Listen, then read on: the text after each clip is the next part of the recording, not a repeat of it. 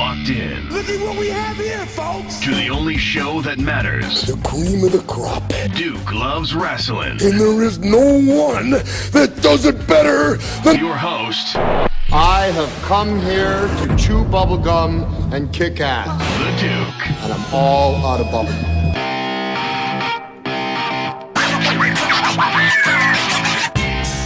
I'm not finished with you yet. Roar! Wow. I'm finished with you, though. I'm finished with all these impressions, Braun Strowman. That's right. Hey, Braun Strowman does a better Braun Strowman from the hospital. Oh, okay. Let me just tell you that. Whatever, wise guy. Welcome back to Duke Loves Rasslin. I am the Duke. And yes, I do enjoy doing pro wrestling impersonations. I'm going to keep on doing them, no matter what my illustrious co-host, the Boston bad boy Iron Mike Pelosi, says. You know, to keep it up, I'm going to put you in the hospital, and you guys can share a room. You know, you just think you're so special here, don't you? Listen, big talk over there. Speaking of Braun Strowman, folks, we have an update on his condition, and I'm telling you, I'm very upset about this. We're going to cover that, plus the top stories in the world of professional wrestling during Run the Ropes. We also have the Valhalla Club. That's right, we're talking about the guys who are starring in the latest documentary. They're going to be talking about life as military veterans who are also pro wrestlers. Okay, you don't want to miss that. All of that plus more of your listener-submitted questions, a.k.a. Ask Duke. But before we get to any of that, Boston bad boy. Yep. Gisele Bundchen. She's very pretty. And she's very rich. Yes. I don't know what I find most attractive about her. It always goes, is it the money? Is it the looks? Well, I'll tell you what. I really think it's the money. I'm going to say it's the money. I love the fact that she has a brand that is like the real deal around the world. Yeah, she doesn't. Okay. Yeah, I feel like she rules that with an iron fist. She's the boss lady. Yeah, she's the boss. She doesn't have that's attractive. Yeah, that's the thing. Like you know that she knows she's wealthy. She knows she's the boss. Yep. And it just so happens I'm really good looking too. You know what I mean? Like she's transcended that. She has it all. So she rocked the sports world. Yeah. Especially the NFL world. Mm-hmm. She pointed out the fact that the guy who is married to her, she's not married to him, by the way. He's married to her. Yeah, okay? I agree with that. When you're the boss of an empire like Gisele Bundchen, somebody's married to you. You're not married to them. And he's married in. Yeah, he's married in. She's not the other way around. So the guy that's married to her, Mr. Tom Brady, a.k.a. Thomas Bundchen. Tom Brady, who is the quarterback for the champion New England Patriots. Yes, he is. Referred to by some as the greatest of all time. Okay. He's very successful, Sure. whether you like him or not. He's a cheater. He's certainly more successful than anybody that the Cowboys have had in that position in quite a while. Don't be disrespectful. Well, I just wanted to just make sure we put that on a level playing field. Okay. While we're talking about, listen, I'm no fan. I'm no fan of Tom Brady, but I'm less a fan of you. So if I can use Tom Brady to piss you off, then I'm going to do it. Well, mission accomplished. Well, anyway, Gisele Bundchen went on CBS TV. Yeah. And she pointed out the fact that Tom Brady has had numerous concussions. In fact, she had to catch herself. She almost said that he has one at least once a year. Wow. That's a lot of concussions, man. Listen, you know what this is? This is the wife of this is Michael Corleone's wife making a scene is what is going on here. If you catch my reference, Sure. That she is speaking out against the mafia that is the NFL.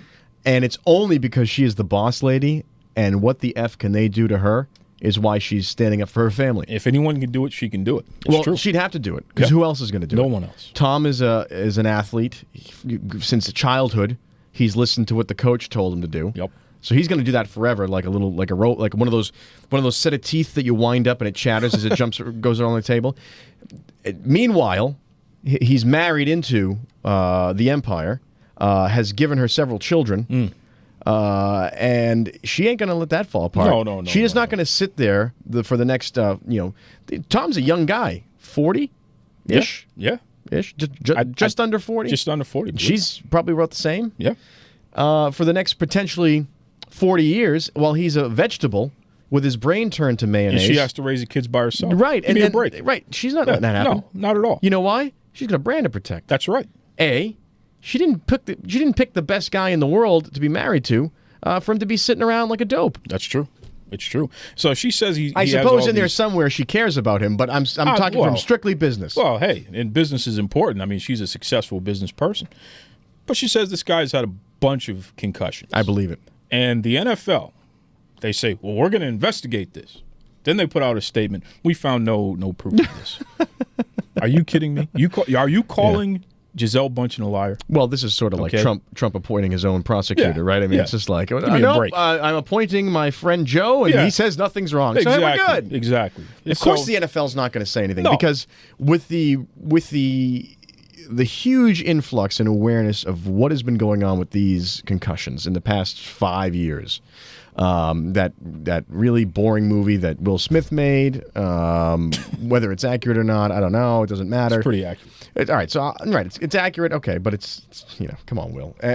So you got that. You've got a lot of parents who will not let their kids play Pop Warner football anymore because it's just too dangerous. And why? Play soccer, play something else. Good question. There's a potential here that there is the tunnel is starting to close in around the NFL, and it may not have the staying power that it assumed it always would have. Now, there's a huge amount of money involved in it, so that's not going away anytime soon. My thought is they'd replace the players with robots if they could. Well, they to may make have the to money. do that because when you have the star of the entire league, That's right. his wife saying, hey, now who's going to tell her anything, first of all? Well, the thing Who is, knows better than her, right? Because She lives with him. right, and as any woman is one to do, she's she's noticing things. Oh, my God, of course. Little things. Of the course. socks aren't making it into the hamper anymore. Yep. He doesn't He's slurring his speech, but he's not drunk. Yeah. He doesn't remember whatever. Oh, Bright lights are bothering him. That's All right. these things. It's not like she's a fool. Okay? No. She's No. certainly not a fool. No, and she's Brazilian. And let me Well. tell you something about that. Uh-oh. Very short leash. Okay. Hey. Anything happens, you're going to hear about it. Right or wrong. Good. You're going to hear about it. Good. And I think I'm going to venture to say if his wife was an American, she would never open her mouth against the NFL. Well, I people think- like Stephen A. Smith saying that she shouldn't Oh, yeah, speak out and that's all gonna this go other over. Yeah, yeah, nonsense. exactly. Give me a break. Exactly. She'll go after him next. Yeah, she should. And I think it's a cultural thing where she's not afraid. Again, culturally, Nor should she be. No, and the fact that she's in a position of power. Yes, well, that's most important. Because she could take out her own campaign against the NFL And destroy them. and have money left over. And destroy them. Absolutely. And destroy them. So here's my point of bringing this up. Other than that, you just simply hate Tom Brady. Well, I don't hate him. I mean, he's a fellow Yankee fan. I just don't like him as a football player. I think He's also a Donald Trump cheating, fan. ridiculous And if person. and you tell me why he didn't go to the White House. Well, because Gisele told him he's not going. That's it. Simple as that. She did the royal we. That's right. You may yeah. be a fan of Donald, but we as this family, Yep. as this empire, Yep. we are not doing And it. she put that out publicly. Yeah. Everyone's saying, well, Tom says, No, we doesn't are matter. not doing that. And that's a powerful thing because both Tom has been a Trump fan, I don't know, whatever, and then that letter that Coach Angry sent out, Yeah. right Yeah. before the election. It makes so that if that is going on, boy, she put her foot She down. put the kibosh to that real quick. Well, I bring this up for this reason, folks. We got some problems in the world of pro wrestling right now. There's been a rash of significant injuries. We're talking people are having heart attacks in pro wrestling. In the past 3 weeks, there's been at least 5 different people who've had heart attacks either in the ring or directly afterwards. These are all guys on the indies, but it's still the same point here. Sure. Concussions are also a big deal in the world of professional wrestling. A lot of guys try to hide it. I mean, I know we found out years later that Daniel Bryan, he's had at least 15, 20 of them. And the thing about through his concussions, career. and we're not doctors, we just play them on TV. Sure. But concussions, if I am correct in understanding this, are cumulative. Yep. So it's not like you break your arm and then it heals and then the arm is back to normal.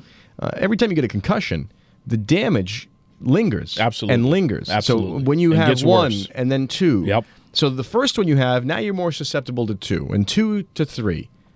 And it's, And you look at some of these wrestlers getting dropped on their heads and all these other things, taking direct shots to the head. Right. Just ridiculous stuff, right? I mean, when you think about what a concussion is, the brain, which is floating inside your skull, with a lot of fluid. but the brain actually slams against the side of the skull. Yes.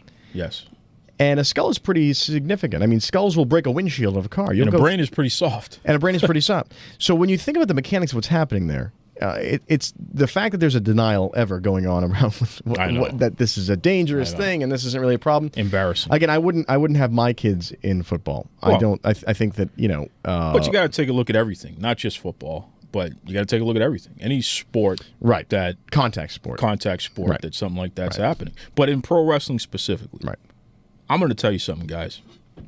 And look, we had Danny Cage on last week. We've had Rudy Boy Gonzalez on. Everybody, even April Hunter, she's put out some statements out there. You guys need to get yourselves checked out. Okay, if you're a pro wrestler and your doctor is not your best friend, you're doing it wrong. Okay. You can't have guys who are 30 and under falling out because of heart attacks. And some of them died, by the way, which is just tremendous to me. You guys aren't sleeping enough. Yeah, so there's energy drinks that they're drinking too much of. It's heart damage. Too much pushing of. themselves too hard. Some of you guys are messing around with the performance-enhancing drugs. Let's talk about it now. The steroids and all that. Let's talk about it now. In large hearts because of that stuff. Well, what I'm thinking is how we're wrestling is sports entertainment, right? It's equal parts athletics, it's equal parts Cirque du Soleil. It's there's when you look at other sports, there's a system, right? There's a very regulated farm system, of course, for football, for baseball, for hockey, for whatever it is, and in those very regulated, quite literally regulated systems. There's checkpoints along the way. With wrestling being such a loose thing, there are guys who are they're independent contractors. They're bouncing around from play, and it's up to them to take care of themselves. No one is going to do it for them. If they're not doing it, they're limiting themselves. But you can also see the stigma that gets cast upon guys who are injured. They think, if I let on that I have a concussion, I'm not going to get signed by the WWE because they're not going to take the risk that I'm going to turn into Daniel Bryan, somebody they've invested a lot of money and time in, who now is career cut short. Yeah. So let me see if I can hide it and fake it, and then what happens? And it's just terrible. It's terrible. So what is the answer to something like that? They got to get checked out. Well, I'm going to go even further back. They've got to really commit to their training. Because if you are training, if you're a guy who is committed to the training and the ideals and the philosophy of what training is, I don't think there's any, and we've talked to, like you said, we've talked to a lot of guys who run schools. Their gist is, you live it, you eat it, you breathe it, you sleep it.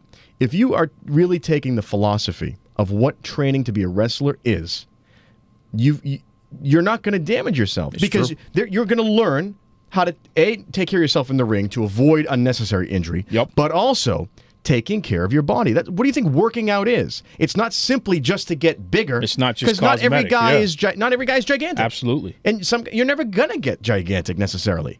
But it's about eating the right stuff.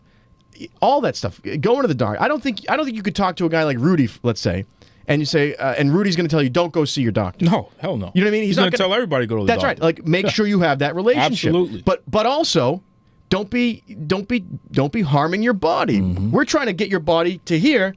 You can't be fighting against it on the way. It's true. So if you don't believe in the philosophy of training, and you're just doing the training, this is what can happen. Yep. Because they don't see the big picture. It's true.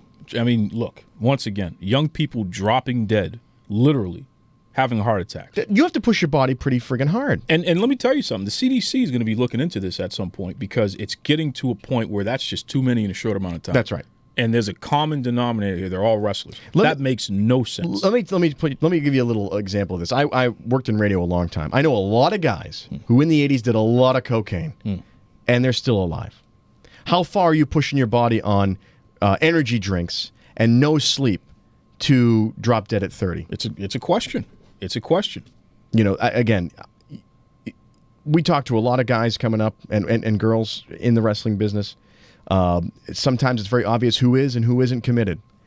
Sometimes it isn't. Yeah. But, you know, you can tell when someone's committed and get committed or get out. I don't see a middle ground for That's you. it. Again, I'm not an expert at this, and I'm certainly not an expert in training, but from what I understand, Yep. get in or get out. Yep. And if you're going to be in it, take the philosophy of it. And everybody who's has any kind of voice in pro wrestling, and we'll end it on this, it's time to get regulated. That's enough. It's time to get regulated. All right? We're losing too many people.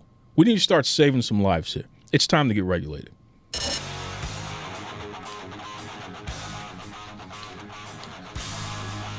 It's time to run the ropes. I give my opinion on the top 5 stories in the world of professional wrestling. Let's go. Braun Strowman more injured than expected. Folks, according to ProWrestlingSheet.com, Braun Strowman, my guy, okay, a person who I feel is really a top-of-the-line class individual. He went in to have his elbow looked at. And I told you last week, folks, that he was expected to be out for only about 2 months. Well, guess what? 6 to 8 weeks initially. Now we're talking 6 to 8 months. Are you kidding me? Roman Reigns, you did this. You were just a little sneaky, you know what. You snuck up on him. You slammed his elbow with that ambulance door.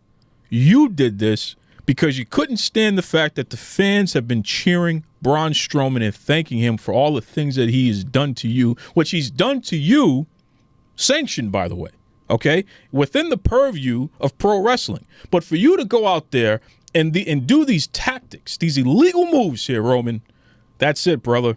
You've crossed the line. And I'm telling you right now, if I have to talk to Ric Flair and get the 4 Horsemen reformed, I'll do it. I guarantee you, Roman Reigns, you're going to pay for this, pal. You can take it to the bank. No, before we move on from this. Sick of him. How are you going to get to Ric Flair? How are you going to get access? Huh? How are you going to get access to Ric Flair? I'm just curious. You put a big thing out there. I'll find a way. You'll find a way? Yeah. You think Ric Flair's going to jump on your bandwagon? He likes Roman Reigns. Well, they go drinking together and stuff. That's kind of what I'm getting at. But listen. You might get your head slammed in the ambulance door. Everybody has a price. Give me a break. Eva Marie no longer on Total Divas. Yes, folks, that's according to WrestlingInc.com. Natalie Eva Marie, okay, the former Miss All Red Everything, because she dyed her hair back to original color. Listen, she's not on Total Divas anymore. Okay, we're talking about the highly rated show on the E! Network. At some point, they've been kicking the butts of the Kardashians as well, which is pretty cool. Now, remember, Eva was suspended for a wellness policy violation, okay? And I know that she and her husband took to the internet and they blasted the WWE over there because there's some controversy surrounding this. Is this a way for the WWE to get rid of Eva? I don't know, but I'm going to tell you right now, she's highly talented. I respect her. I respect her family. Much love to her father who's going through cancer and what have you. I respect her husband, Jonathan. He's a good guy, like his morals and what have you. There's no doubt in my mind that Eva's going to land somewhere. And, hey, I just think this is really a miss on the part of the WWE. I have an alternate theory, but I'm going to save it for later. Adam Cole kicked out of the Bullet Club, literally. As you saw on the Duke Loves Rasslin Facebook page, folks, Adam Cole is no longer in the Bullet Club, baby. Yeah, isn't that his little ridiculous catchphrase there? He was replaced by UK standout Mr. Marty Scurll. Say that 3 times fast. And then there was a super kick party by the Young Bucks. Okay? Now, there's rampant speculations that Cole is going to end up in NXT, which would be interesting because, I know he's a well-respected guy in the business, but I've never been too impressed with him. Okay, Adam? I've never been too impressed with you. Nonetheless, stay tuned to the Facebook page of Duke Loves Rasslin because I'll be following this story, folks. Shinsuke Nakamura makes his WWE pay-per-view debut this Sunday. That's right, folks. As seen on WWE.com, Shinsuke Nakamura, the king of strong style, who they want to call the artist, which is really just a ridiculous name, by the way. He takes on Dolph Ziggler in his official WWE pay-per-view debut. Now, that's happening this Sunday at Backlash, and this is huge, all right? The WWE put Nakamura on all of the marketing by himself. Clearly, they're banking on Nakamura being a big draw, and hopefully it happens. No matter what, we know that Nakamura and Ziggler is going to be a strong match there. So, folks, head over to the WWE Network. Make sure you watch Backlash. Support Nakamura. Enjoy that match. What I want to ask you is, they obviously are putting the effort into this guy. Oh, why are they? big time. Why are they trying to mess with the gimmick? That's Why the are thing. they? Why? It's like, Why? You know what I honestly think it is? Because they want something to be theirs. The guy is the king of strong style. He's known as that in Japan. He's too big. Too big. He's bringing his own brand. They want to put his. They want to put their stamp Their on it. stamp on it. Which, this is ours. considering now. how much they misstamped Roman Reigns and that whole gimmick, they're probably looking for a win somewhere. But think about this: King of strong style, the artist. Which one sounds cooler? Well, one. I'll tell you, one sounds neutered. That's for sure. Wow. The number one story in the world of professional wrestling is Randy Orton upsets the Indies. Yes, folks, that's right. If you've been following on Twitter and on Facebook, I know all the wrestling publications have put it out there. You know, we've been tracking it here at Duke Loves Rasslin. Randy Orton forwarded a statement about indie wrestling, and it got all kinds of people upset. I mean, this post was highly critical of the indie wrestling racket, okay? In terms of wrestlers diving all over the place, you know, I call it flippy moves mania, putting their bodies on the line and doing so for such little pay. I mean, come on. High risk, low reward. Well, guess what? Orton saw it from Rip Rogers and he retweeted it. Next thing you know, Bully Ray, Low Key, a whole bunch of other people are taking shots at Randy. Well, what did Randy do in return? He doubled down. He bragged about all the money he's been making for not having to do dives on the indies. Okay? Now, look, love it or hate it, Orton shared information that's 100% right. Okay? And there's plenty of blame to go around all over the place for it. I'm going to talk to my fellow fans out there. That's right. We shoulder the blame for this, at least partially. Okay? You sit there and you do the "this is awesome" chants and all this stuff every time there's a flippy move mania thing going on there. You put the wrestlers and the bookers in a position where they feel like the wrestlers have to keep pushing the envelope, okay? What's the next flippy move? What's the next death-defying stunt that they have to do there? And let me tell you something. There's no payoff there, okay? You'll be the same person when that wrestler is paralyzed and homeless. You won't even stop to say hi to him if you see him on the street. It has to end, folks. We need to dial it back. These ridiculous expectations of what we want to say is entertaining. All of the "we want tables" chants and all that garbage. Please, just think about the Japanese legend Hayabusa. What happened to him? Poor guy got dropped on his head. He jumped out of the ring, dropped on his head, and then look at him. He was like a vegetable after that. Couldn't even walk. Give me a break. Okay? And I'm going to say one more thing. Boston Bad Boy, you and I discussed this earlier, and you told me not to go there, but I'm going to go there. Okay? I'm taking the gloves off here. Oh, boy. There is a young man, okay? There's a young man by the name of Daniel Larincic. This is an indie wrestler who's top of the line. All right. Okay? He was the one that originally wrote the statement that Rip tweeted out, and then Orton retweeted and what have you. There's some guys out there in the business, and you know who you are. They've been telling bookers not to book Daniel for putting out that statement initially. Don't book this kid. Are you kidding me? Don't book the kid for saying that it's ridiculous to be going out there diving and breaking your neck for $5 and a free hot dog and a pat on the head and say, "Good job, kid." Huh? You're mad at him for pointing out that that's not the way pro wrestling should be? You're mad at him for saying that we should be working on our craft, we should be learning how to do it the right way, instead of all these cheap moves and cheap pops here that amount to nothing. If the kid is paralyzed and never makes it to the big time, you're mad at him for pointing that out? You ought to be ashamed of yourself, okay? I'm talking to all my friends out there who are bookers. Book Daniel. I'm going to put his information out there on the Duke Loves Rasslin Facebook page. He's a hardworking kid, and clearly he has his head on straight. And you know who you are. Anybody out there that has tried to spread this nonsense about don't book him because he told the truth, seriously, you ought to be ashamed of yourself. because guess what? I'm ashamed of you. That was almost as inspiring as the speech that the president gives on Independence Day. He says, "We will not go quiet." I had chills. Hey, look. I will say you have a point, and I will also say it goes back to what Danny Cage was talking about last week. Yep. That the nature of some of these promotions is to tell kids, "We'll give you a shot for a nickel and a hot dog," and they're missing out on training. Oh yes. They're getting lured away from the stuff they should be learning. Like I said, they're distracted from the philosophy of training to potentially injure themselves for $5. Now, if all these guys in training, said, "Listen, we'll come to your show, but we want to do this the right way." That's right. When we're trained to do right. it, That's and right. B, for the right wage.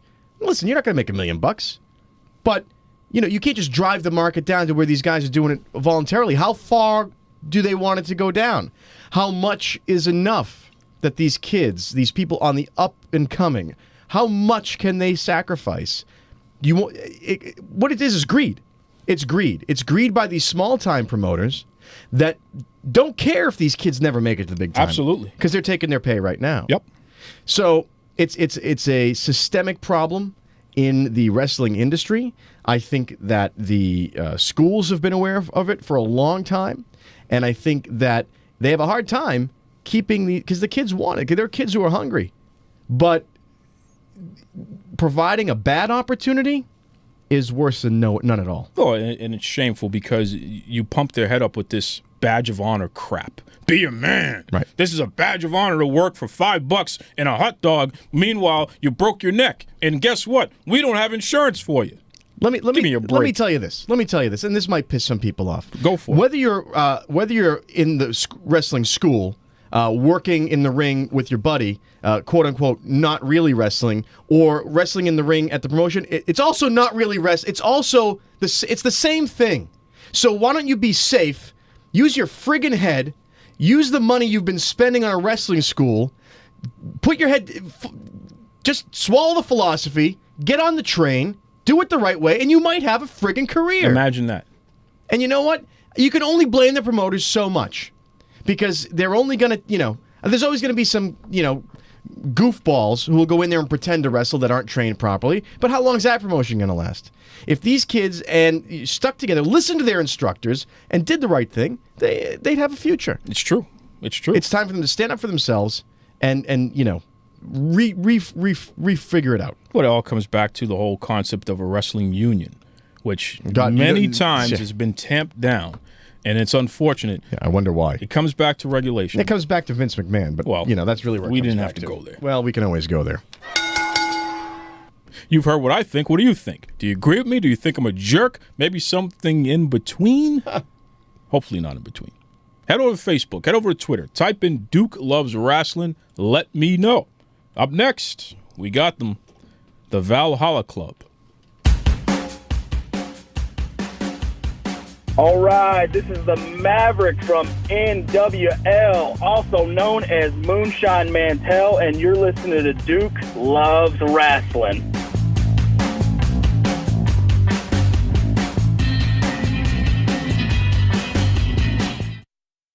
Folks, back in week 45, we interviewed a young man by the name of Mr. Studtacular. Okay, we're talking about Brysin Scott. Now, Brysin is a military vet who utilizes pro wrestling as a form of therapy for PTSD. In fact, you can head over to the Duke Loves Rasslin YouTube page. Once again, that was week 45. You can hear that fantastic interview and so many others. But back then, Brysin let us know that he was in the process of working on a documentary with some of his brothers. Okay? And listen, folks, we let Brysin know. Come back when the documentary is finished. Let's talk about that. Get the guys on here. Let's do it. And guess what? They're back. So without further ado, ladies and gentlemen, welcome Jan, Eddie, and Brysin, a.k.a. the Valhalla Club. How are you, fellas? We're good. I'm good. Thank you. Excellent. Doing good. Thanks for having me. All good here? Good stuff. Listen, let's just jump right in this here, and we'll start with Jan. Jan, what the heck does Valhalla mean, and what's the history behind that term there? The history behind Valhalla is in the Norse culture. Valhalla is a place where you go if you die in battle to wait for your brothers and sisters for the final battle called Ragnarok, which is the battle of good and evil. In more modern-day concepts, it is a saying that military members use as a term of endearment when you go into battle, pretty much saying that, I'll always be your brother till death and then some. Wow. Wow, that's pretty deep there. Now, what branch of government is everyone from? We'll start once again with you there, Jan. What branch of government are you from? I was the U.S. Army, sir. U.S. Army. And how about you, Eddie? I was in the Army also, sir. And Bryson? Army. We're all three Army. Wow. Okay, so we got three serious Army guys here. This is pretty cool. So Eddie, you're a pretty you're a guy out there that's pretty well known on the indie scene. I see your photos. You got some fans that have been screaming your name, what have you. Tell us about the Valhalla Club documentary, though. So what specifically is this about, and how did you get involved with it? I got involved with it. We were all up at a show for Heart of Texas Wrestling, and it was when I was first coming back into pro wrestling, and I had met Jan, and I had already known Bryson, and we were kind of getting into the we were starting to talk, and he had brought up this idea about doing this documentary to show that there's like guys that are using pro wrestling and working out to deal with PTSD and to deal with the anxiety and the stress and stuff that comes with it. I got involved right there. Like we were all talking and stuff like that, and they liked the story that I had and that where I was trying to go with it, what I was trying to do with it. And as far as the wrestling goes, I was the youngest in the business of all three of us, so it kind of brought a different feel to it because Jan and Bryson are both kind of established. I'm still starting because I had come from mixed martial arts and jiu-jitsu, so it was kind of how do you call it? Like kind of a new thing for me to try to deal with a lot of the social anxiety and the stuff like that comes with PTSD through the pro wrestling. Being out there, having to be larger than life, making the connection with people, things like that, as opposed to just going out there when you fight, see guy put guy down. It's a lot different. Wow, that's pretty cool there. Now, Bryson, tell us about the directors, Brad and Becca, because I know that there are a couple of talented folks there as well. What's the story with them? Oh, man, they're awesome. Like, I actually met Brad and Becca through Jan when he first came up with this whole idea, and we met with them, and we filmed with them. I told them that I was doing a seminar with Matt Hardy at one of the shows. They came up and filmed there, got to travel a little bit, and then after we were wrapping up the documentary, they also do other films, and they asked myself and my wife to be a part of a film that they're still in the process of filming now. So it's kind of cool, built up a relationship and kind of networking out. Wow, so you're trying to branch off with these folks to the next level there, huh? A little bit, trying to branch out and network myself a little bit more. Spectacular. So Jan, when it comes to PTSD, I mean, this is a very serious thing we're talking about here. Did you know before you started this documentary that you had it, and what's been your journey dealing with that? Yes, sir. I didn't know before I started the documentary I had it. During my last year in service in the Army, and then when I got out and went to the VA, both told me that I did have it, but I didn't. My fault was that I didn't deal with it. I led a very reckless lifestyle, and it really took my life off the rails. I didn't care about law. I didn't care about getting in fights. Didn't care about drinking. Like I was spiraling out of control, really, and I was able to really get myself back together and focused and disciplined by accepting I had PTSD, because a lot of the times, even though I heard it, I was just like, no, I'm fine, whatever. These people, my brothers and sisters died. I'm still alive. I'm fine, whatever. and that wasn't the case. I wasn't right, and it took a couple of years for me to get my head where it needed to be and start accepting that war had changed me, and I needed to find a good outlet to not let it eat me alive, because that was the biggest motivation for me when I thought about this project, Valhalla Club, was that there's an unacceptable issue going on right now of 22 veterans a day, on average, are killing themselves, and I wanted a positive story that shows that you can battle this thing, and there's different outlets you could use, and this was just one outlet, and I was very fortunate that I was able to take Bryson and Eddie with me on this ride. Yeah, that's pretty deep. I mean, what a statistic. 22 veterans a day committing suicide, and we know that that's connected to problems as far as coming back into regular society and into integrating, and the PTSD that comes along with that. Wow, that's something there. Now, Eddie, I know that as Jan said, he and Bryson kind of brought you in on this deal here, but pro wrestling is such an out-of-the-box thing to utilize as a form of therapy. So when these guys were explaining this whole concept to you, what did you think about that? Well, at first I had to think about it a little bit. I was like, well, okay, it's a little bit strange. There's going to be a lot of negative connotations with it, particularly like possibly with some of the other people being like, oh well, it's kind of like a lot of times in the Army, people look at you like, oh well, if you need help, you really shouldn't. You should be able to handle it on your own and stuff like that. And that's one of the things is getting out. Like you have to learn to get out of your own way. Like everybody needs to have help sometimes, And so I thought that I thought about it a little bit. And I was like, okay, this will be a positive thing to get people out there to show them, hey, we did it. You could do it. There's a way. You know what I mean? Where there's a will, there's a way. We can get through it. How did your family react to it, Eddie, when they found out that you were going to be a pro wrestler? Well, they kind of figured that it eventually was going to happen. I grew up watching Hulk Hogan and Ultimate Warrior and all that stuff growing up. And my dad was a big wrestling fan back in the old AWA days up in Minnesota. And so when I told him, hey, well, I'm not really getting a lot of MMA fights, and I was thinking about doing pro wrestling to try to, to do some more, just do something a little bit different to get people looking at me in a different way. My dad was like, yeah, I'm totally down.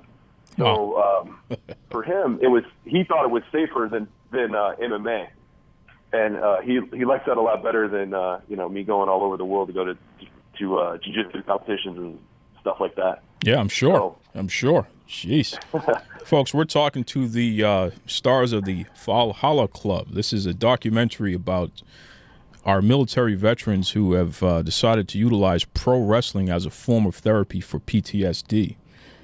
Now, Bryson, what are fans going to get when they watch your documentary? What do you think are some of the things that they're going to take away once they view this?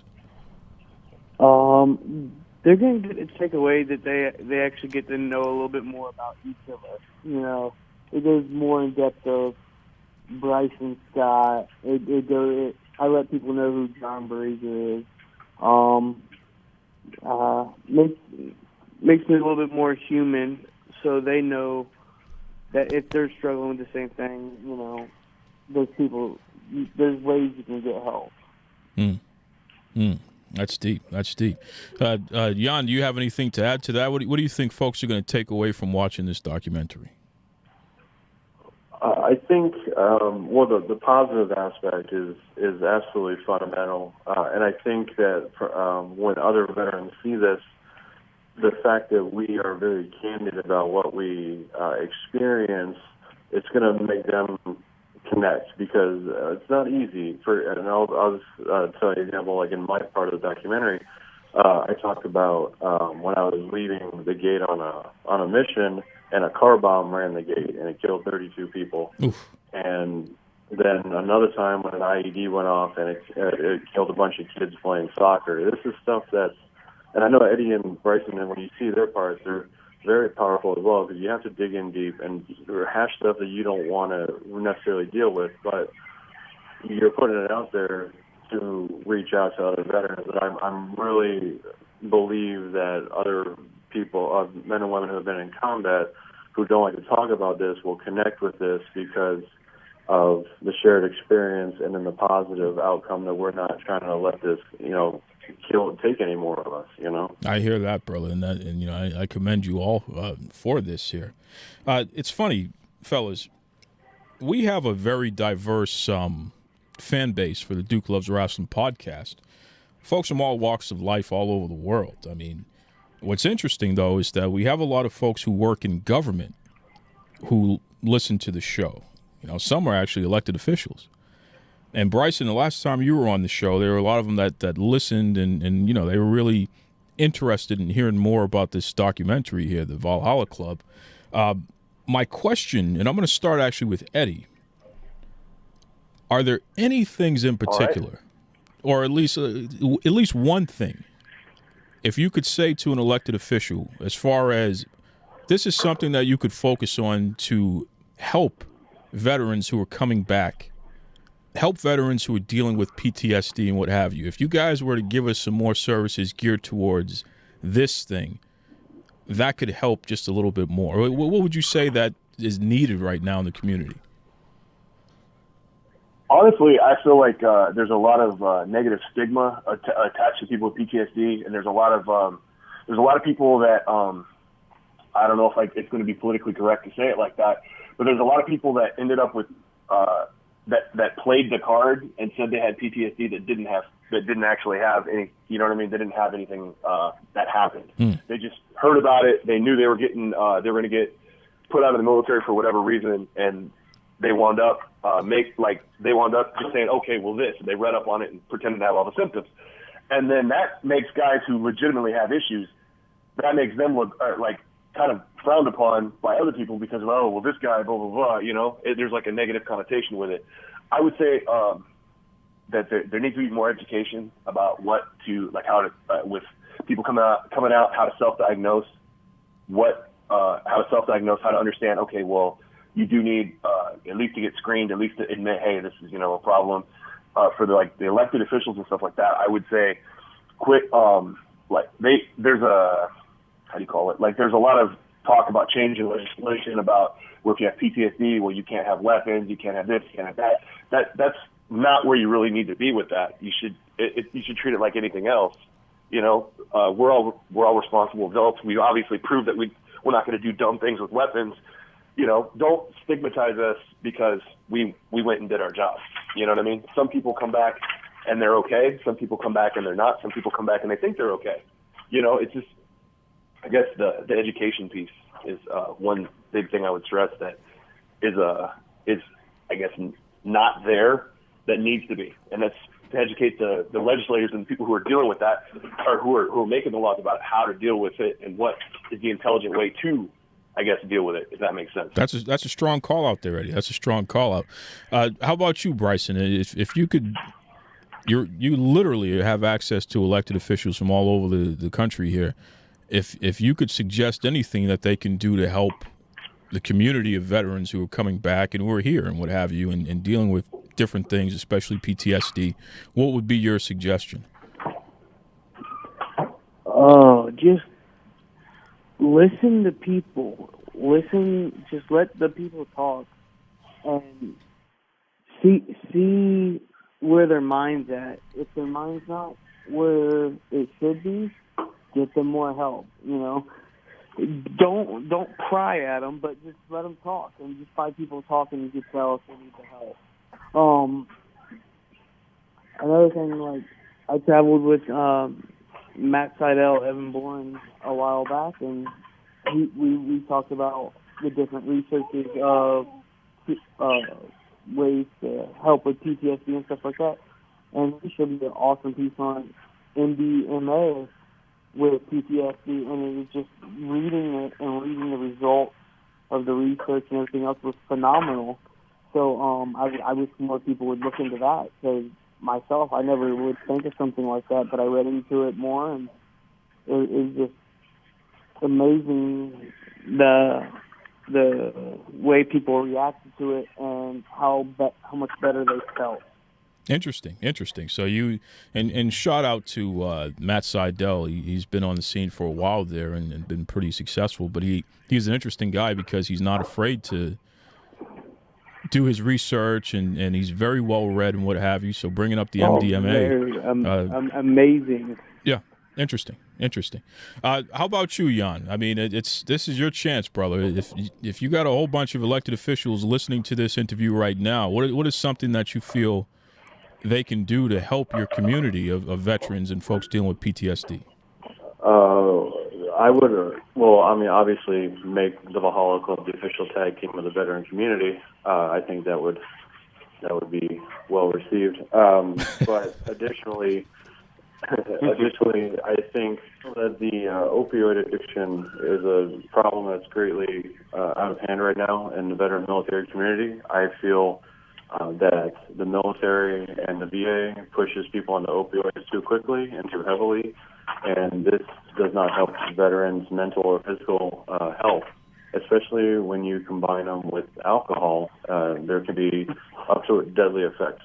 So I would really, if I had their attention, I would be like, let's seriously look at this marijuana thing and either get it medicinally for all the military men and women, or just get it approved recreationally for everybody, because the positives that it helps with the veterans' lives outweigh the negatives, and it doesn't lead down the path that these opioids are really proving to do to veterans. Deep. That's really deep. And you know what? All over the country, all over the world, they're really looking into medical marijuana, and the jig is up. This is something that it sure as heck is not like Oxycontin or some of these other things that they have folks hooked on and causing so many problems. I mean, we're out here in Massachusetts, and you'd be amazed just what Oxycontin and some of these synthetic heroin-esque drugs have done to people's lives. So, the medical marijuana, we made it legal here. So I hear you, fellas. I hear you. All right. So, Jan, do you have any organizations, hotlines, anything that you want to shout out for folks who are dealing with PTSD, or maybe having some issues with suicide, especially our veterans there? Are there any places at least one place that you can recommend they can reach out to? Well, if somebody is suffering, one of the organizations I'm a part of is called the IAVA, Iraq and Afghanistan Veterans of America. They have a hotline and a website, and they always have somebody there you could reach out. But I also want to say, if somebody's not feeling IAVA, there are many Facebook groups out there right now. We got Zulu Foxtrot. We got, excuse me, I had some in my throat. We got Decelerate Your Life. There's a whole bunch of them out there that you can just say, I need to talk to somebody. I'm not in the right spot. And any stranger a veteran will jump out and be there for you, because everybody's tired of this the suicide thing, and it's something that if you've been in combat, or even in the first couple weeks in the military, that you don't leave your battle buddy hanging, and that's something that a lot of people take very seriously. So if you're hurting, please don't hesitate to reach out, and somebody will be there to talk to you. Deep. How about you, Eddie? Do you have any organization or anything that you want to give a shout out to if folks are having some difficulties there? Where's a place that they could reach out? Yeah, there's a not-for-profit organization called No Warrior Left Behind, and that's exactly what it's about. It helps military and veteran community, police and first responders and firefighters. What it's about is trying to get the word out about PTSD and how to deal with people who have PTSD, and dealing with the police instead of taking a guy to jail. That's trying to help people get them to the help that they need. You know what I mean? Because sometimes guys with PTSD will act out, and they have a Facebook page. It's at No Warrior Left Behind USA, and you can always get on there. You can always get a hold of somebody. You can send them a message. They'll talk to you. You can get somebody to call you, or you can get you can always get somebody to if you're having like a crisis, you can always get to talk to somebody on there. Good stuff. And folks, on the Duke Loves Rasslin Facebook page and also on the Twitter, we're going to put all this information up. So you will get a chance to have a direct link to everything that the fellows are calling out right here, because, we support mental health services and, all that stuff there.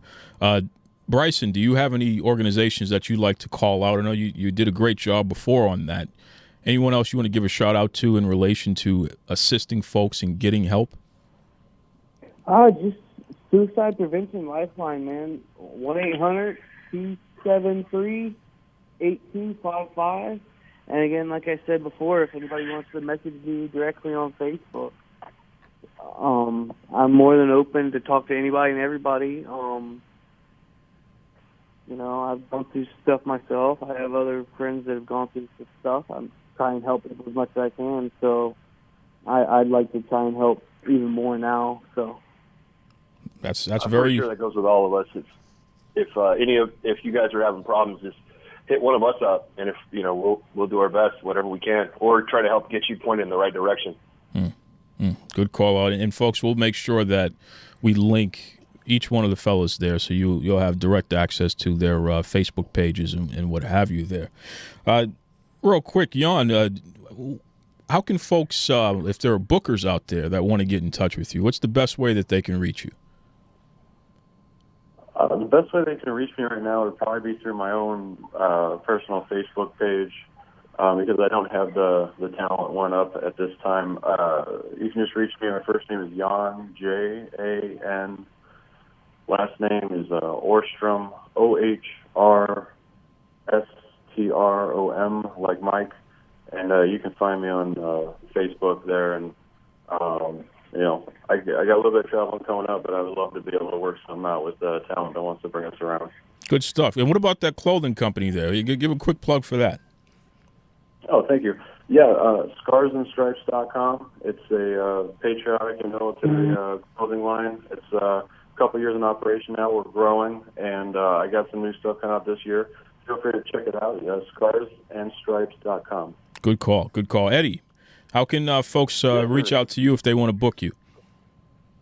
If you go on Facebook, Eddie, E-D-D-I-E, Wittern, W-I-T-T-E-R-N. I have my fighter page and my personal page. Either one of those, I check them all the time. You want to book me? You want to have me go over anywhere? Just let me know. I'm down to travel. I'm like Paladin. Have gun, will travel. Hey, Eddie, tell us how can folks get to the documentary as well? That's really important. What's the easiest way that they can actually view the work and view what you guys have been up to? Jan would be a little bit better to talk to about that. I know we have the trailer up. I don't think the full documentary is quite ready. Jan, do you have a little bit more insight on that? Yeah, Eddie, thank you. So right now we're in the process of negotiating with a couple distributors, so it hasn't been released to the public yet. We've done some private showings, but when it definitely is released to the public, we will let you know, Duke. Good stuff, because, we've been tweeting out that and Facebooking out that trailer, which is just powerful. Really got some great responses out there. So we're going to keep pushing that out there because I know folks are really interested in seeing this documentary. So we're looking forward to that. Brysin, how can folks get in touch with you if they want to book you? I'm on Facebook, Brysin Scott, or you could also go to my fan page, facebook.com/Brysin Scott. I took most of the month of May off, moved down to San Antonio, so now I'm kicking things back off next Sunday, and it's getting pretty busy, so I'm looking forward to it. Good stuff. Listen, I want to say something, and I want to make a big suggestion to the three of you because I feel passionate about this. You guys are the real deal. You're our military veterans. You're pro wrestlers. Valhalla Club should be the name of a stable. And I don't know if any bookers have brought this up to you or if you guys have been thinking about this yourselves, but I think it makes a lot of sense for you guys to do your own spin on the military gimmick, especially, in the modern day. I think it would make a lot of sense, and I think it would be, fans, it makes it easy for them to get behind something. You know what I mean? So just throwing that out there, fellas, there, it probably would make sense to incorporate that into what you're doing, And lastly, I really want to thank you. Jan, Eddie, and Brysin, on behalf of the entire audience out there, thank you for your service to our country, and thank you for your continued service. Even in pro wrestling, even coming on this podcast and doing the documentary, you fellas continue to serve. You continue to save lives by doing what you're doing, and that can't be understated. As far as I'm concerned, you guys are superheroes, all right, in living flesh. So seriously, thank you for all that you've done and all that you continue to do, and just know that it's not in vain. You know, people are paying attention, and people do appreciate it. Thank you, fellas. Thank you very much. Thank you, dude. Thank you. That means a lot, dude. Thanks, man. Wow, that was a heck of an interview, huh? Yeah, I stayed quiet because there's a lot of voices. I wanted to make sure everybody got heard. Sure. And it's important stuff. I enjoyed listening, I got to say. Those guys, I think it's a great outlet. I think people are constantly looking for, and rightly so, new ways that don't involve traditional medication, psychiatric medication, or whatever, to work through this transition back. And it's funny because people think PTSD, I think now that we're talking about it, A, it's good we're talking about it. Two, it's in the public consciousness, but I think people think maybe it's only a military thing, and it's not. No, of course PTSD not. Is a thing that anybody can get going through traumatic experiences. It just so happens that people in the military have very significant traumatic experience. It's part of what they do. They're always potentially faced with that more than you or I maybe in our day to day. But the fact that if we can work on helping these vets work through the PTSD, it helps everybody. Every single person. It sure does. And pro wrestling, what a way to do it. I know, right? You know what I mean? Well, it's kind of funny because pro wrestling, I think, people could think it's violent or it's, aggressive. But when you really learn about it, and I think, when you learn about the business of it and you learn about what it really is, you see that there's a value to those doing that. There's that camaraderie. And there's a lot of work that goes into being a pro wrestler, right? I mean, there's a lot of there's a lot of coordinated thought. You have to work with the guy that you're working with, and the crowd, and the promoters. There's a system that has to be in place, and so by learning that and that athletic, you get that little endorphin rush from the athletics of it. That can't hurt either. And you know what? I'd rather people get their rush that way than other ways. So, absolutely. Good stuff. Good stuff with the vets there, folks. Up next, we have more of your listener submitted questions, aka Ask Duke. But before we get to any of that, you know what time it is. That's right, Barnyard Cheese. That's right, Barnyard Cheese over in New York City. You got to head over there. We're talking breakfast, lunch, dinner. They have an award-winning breakfast sandwich, folks. Okay, the Travel Channel gave them an award for that thing there. Their lunch or even dinner, get yourself a Duke sandwich. Oh, please. Okay? Get yourself a Duke sandwich. You were doing good for a minute by promoting Barnyard Cheese, as we're supposed to do, rather than promoting yourself with this phony baloney Duke sandwich. It's a 2-for-1. That I still haven't been able to confirm actually even exists. We're not going to talk about your knuckle sandwich, by the way, because that doesn't exist. That's on the secret menu, and if you keep running your mouth, you're going to get it whether you like it or not. Big shot over here. Listen, head over to Barnyard Cheese, folks. Tell my man Double D Dave Davis that the Duke says what's up. All right? BarnyardCheese.com for more info. Enjoy. This is the pastor of wrestling, Kevin West, and I'm listening to Duke Love Rasslin.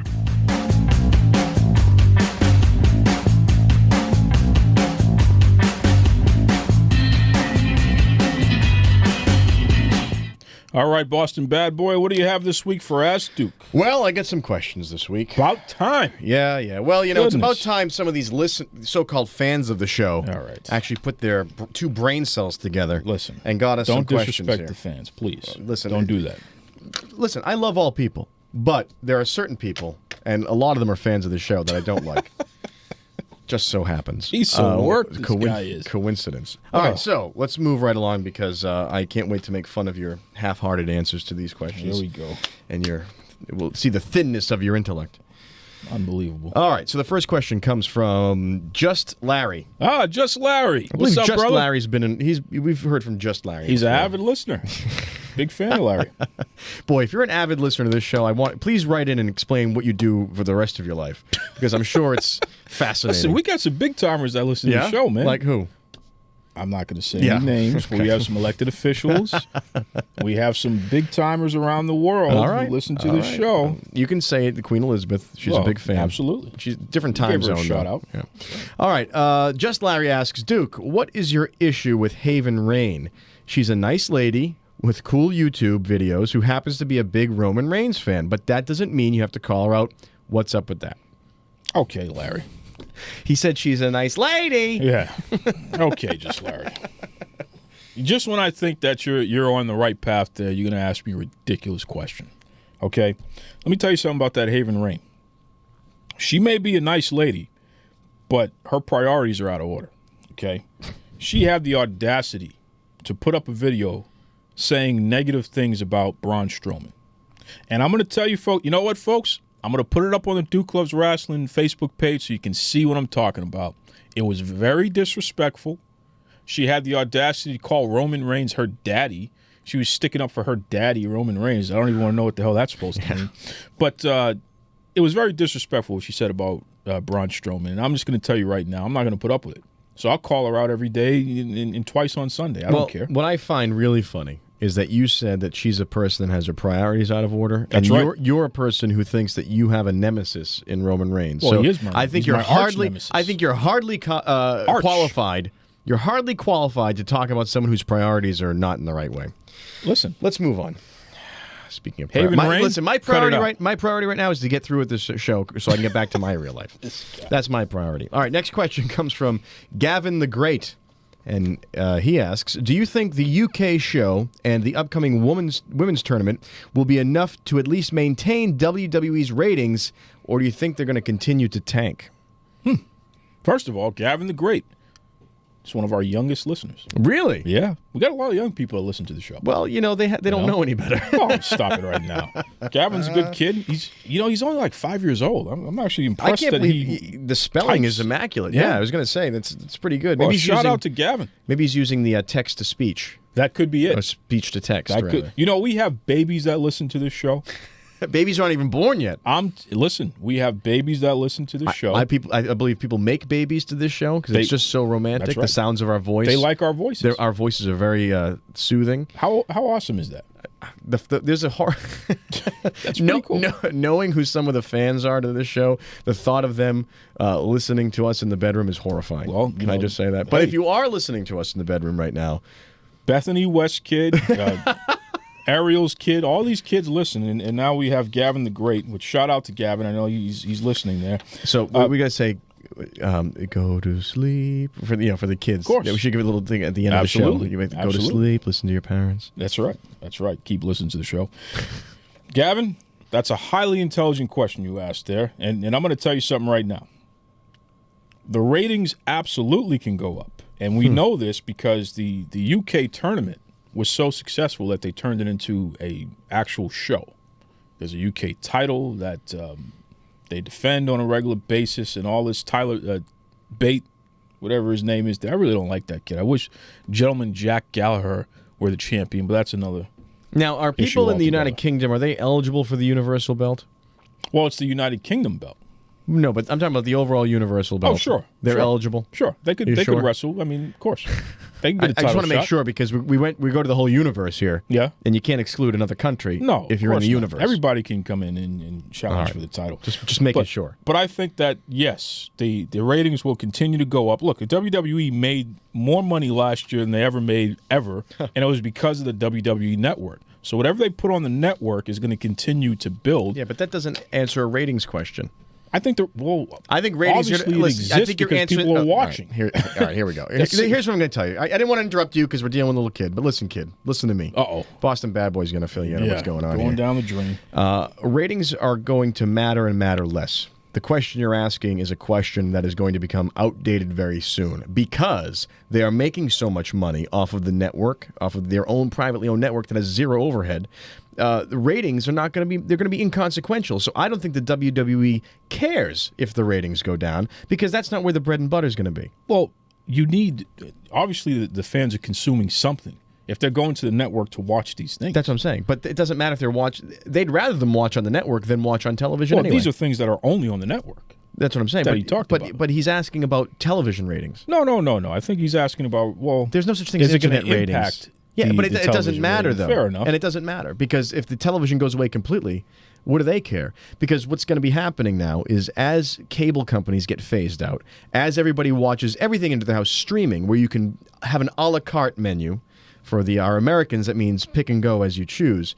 The channels you want, those people who are wrestling fans will just, I'm going to throw in the wrestling network as well, and I'll watch that like I would have watched it on regular TV, but now you're getting a direct feed from Vince McMahon's brain to your television set. So ratings are not going to matter as much. Even though the ratings may be not good, they matter less. So it's kind of equalizing itself out. That's the bottom line. Gavin, don't listen to anything this man just said. He obviously is trying. You know what? I gave a very concise here. And clear answer. Yeah, there. but it just wasn't right. You know what? It just wasn't true. Now we're not doing any more All right, questions. come Okay, on. how about that? Come on. How about you that? got a whole list of questions right there. No. Come on. Done.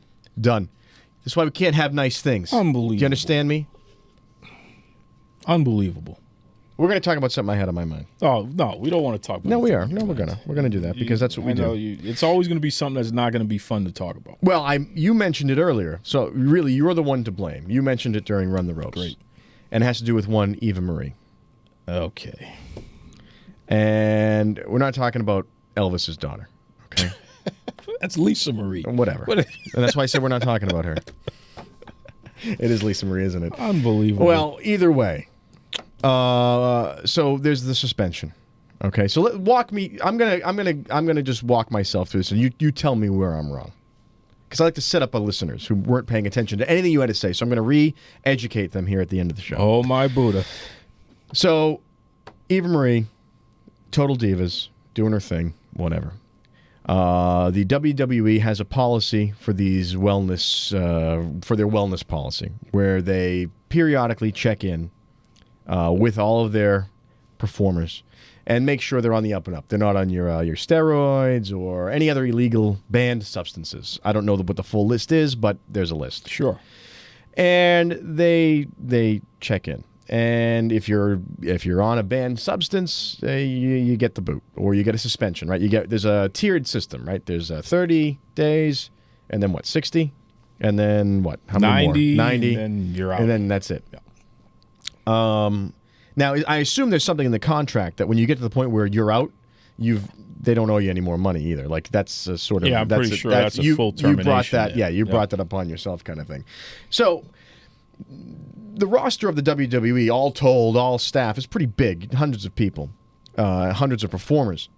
And many of those performers, one would argue, have various different, in their real lives, have issues, medical issues or whatever, psychiatric issues. But they, like everybody else, go about their day and do their job.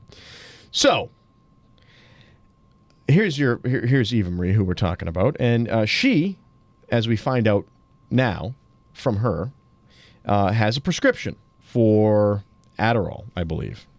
And so she has this prescription, as millions of Americans do, and she's pretty young and part of the generation that, we're discovered what ADHD was, or ADD when you're a kid. And so anyway, she's got a doctor-prescribed prescription. Now, if a wrestler has a prescribed prescription for Percocet, because they got if the Undertaker had gotten his tooth pulled and he got a Percocet and he had the prescription, we're good. They check him. Oh, you get Percocet? Yeah, I get their thing. Okay, we're good.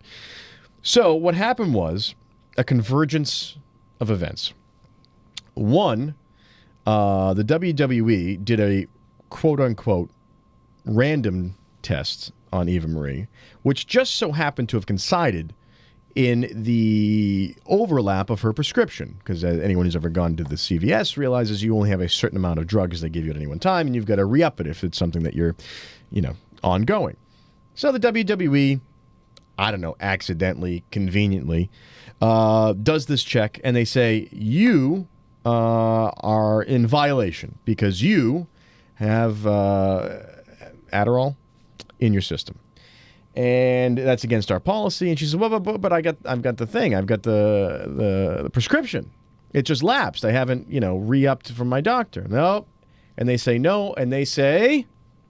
Duke? 30-day suspension. 30-day suspension.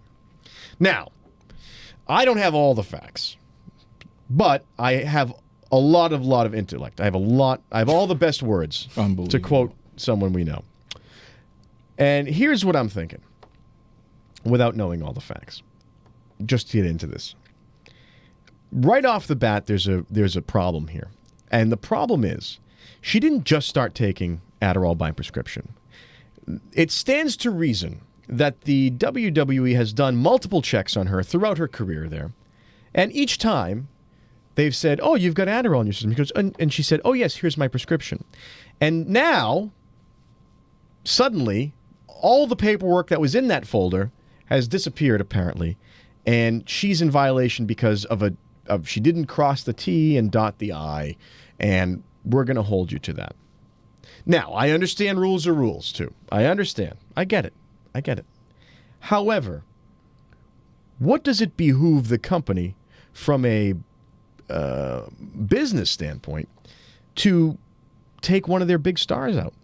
It makes absolutely no sense because we all know there is wiggle room when it comes to this stuff, and if they want to pretend that there isn't, they're blowing it out their ass.